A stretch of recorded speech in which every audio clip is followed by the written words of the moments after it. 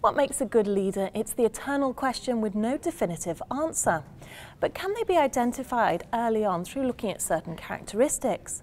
I'm now joined by Joe Silvester, a Professor of Organisational Psychology from CASS Business School. So Joe, let's start with how can you identify a good leader? Most large organisations will have a fairly good idea about what they want from their top leaders. So they'll implement quite early on leadership pipelines where they look at newcomers who come in and they've got quite sophisticated ways of identifying what sort of qualities they're looking for. Like it might be motivation, it might be drive to achieve, it might be interpersonal skills, and they'll try to develop those as those people work through the organisation. It's a little bit different if you're trying to identify leaders from outside, because then you have to have standardised selection processes where people might actually take part in exercises, interviews, group exercises, presentations, where they get an opportunity to demonstrate their skills in different areas. Well, you have a background in selecting prospective parliamentary candidates.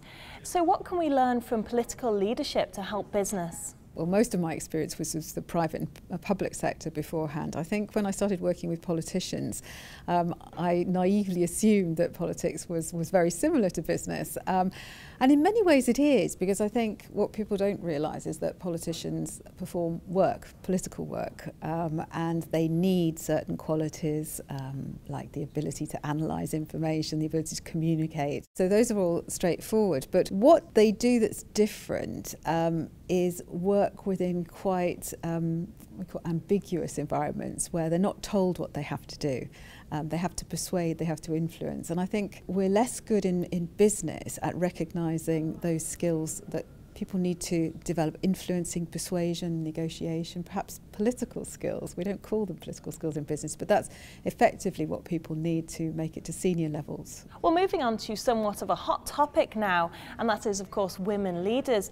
And are there certain characteristics that makes a woman a better or, in fact, a worse leader? There is a small amount of evidence that there are certain differences, but there's an awful lot of overlap between men and women. So ironically, women are seen as more transformational leaders, so they're more likely to inspire, to persuade, to motivate individuals to change, whereas men are more likely to be transactional, which means that they're focused on managing, on getting results done. But the overlap is small, and it's an interesting one because most people will say that in today's business environment you need transformational leaders more than transactional leaders. How women are perceived, however, can be quite different. So it's often the case that women might be presenting the same behaviour as a man, but it will be construed differently. So, I mean, the old adage is that a man might be described as assertive, whereas a woman is aggressive. Well, is it then the perception of women leaders that perhaps holds them back? We all have what we call mental prototypes of leadership, and that's our idea, our own idea about what a good leader is. And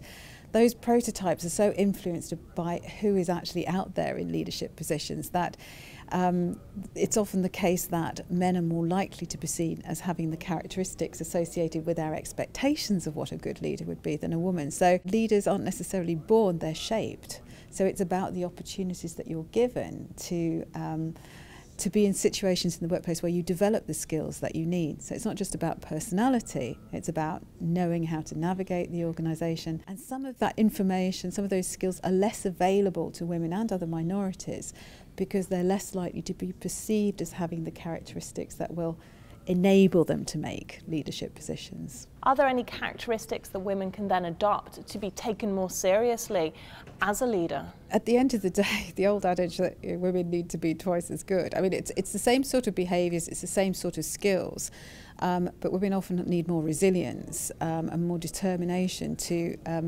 embrace those opportunities to show that they've got those skills. And finally then, what are the main characteristics that CEOs have that make them stand out from non-CEOs? What chief executives need, and you find this really as you move to leadership positions higher in organisations, is that the higher up you go, the more that the leader will be expected to navigate between conflicting groups. So the leader doesn't necessarily just have authority to tell people what to do. They have to be able to persuade and deal with the politics, really, that exists between these different groups who've got different wishes and needs. So I'd say that chief executives really need the political skill. Jo, thank you. Thank you.